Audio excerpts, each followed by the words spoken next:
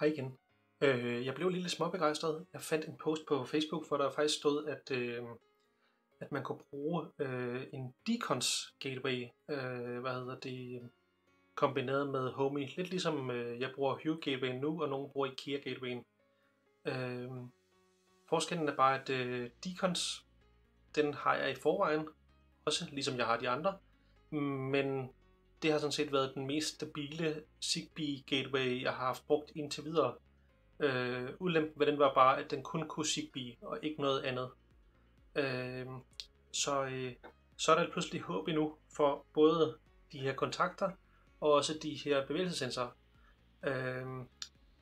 I en kommende video, der kommer jeg lige til at teste om det her virker, eller det vil sige, jeg prøver at putte det ind først. Og hvis det virker, så kommer jeg lige til at se og linke det samme med Homey og så videre. Det bliver spændende. Grunden til, at jeg ikke har haft opdaget det før, er fordi, at selve den web-GUI, som jeg har brugt, den hedder Foscon. Og så er man ligesom et overlay på Decons gatewayen. Og selve USB-stikken, der sidder i en Raspberry Pi, den hedder Conbi. Hvis ikke man lige ved det, at selve gateway-softwaren nedunder hedder Decons,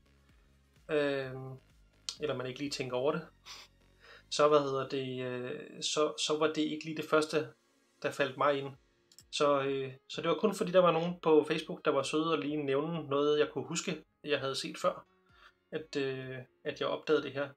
Så det bliver jeg nødt til at teste. Men det kommer der sikkert en video om.